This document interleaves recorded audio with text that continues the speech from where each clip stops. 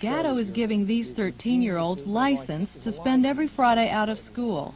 The student, a parent or guardian, and Gatto sign a contract that explains why the student is not in school. Raymond Jimenez is planning an independent project in commercial art.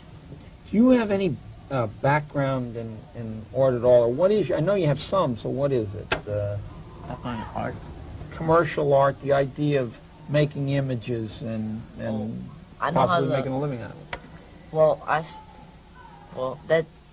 You if you remember, last year you gave a class about the way you advertise things, and I found that interesting. So I started looking at magazines, and I think I have it pretty much down how to make images for people. I might not be an artist, but I think I can make a pretty good image. Well, I would expect that some part of the study will involve you looking into the psychology of commercial art. All right, to do independent study, the students have to agree to several conditions. Okay, look at number 3. That I will write a brief account of each independent day's work and events. I don't want a paper, I don't want a book. I basically want a little diary entry saying, here's what I tried to pull off today and whether it worked or not.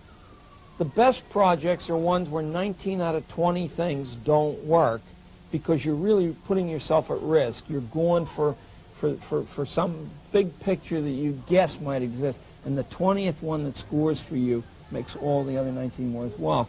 Okay, now if you agree to those 4 conditions in the middle of the page, sign your names right now and date it. And if you don't agree, talk to me about any one of these that you don't have a question about, that you may have a question about.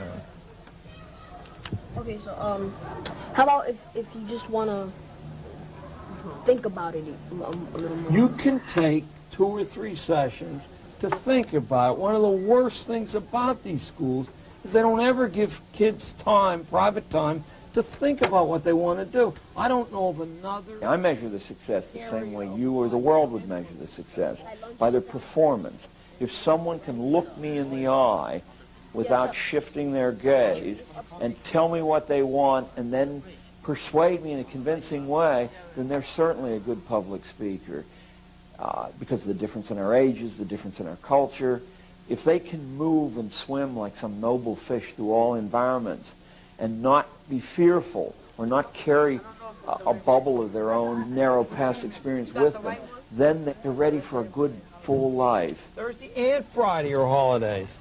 For World Monitor, I'm Ann Collier in New York City. I'm going to Cape Cod and then Pittsburgh, Pennsylvania, so if any of you want to ride along with me, hey, come ahead.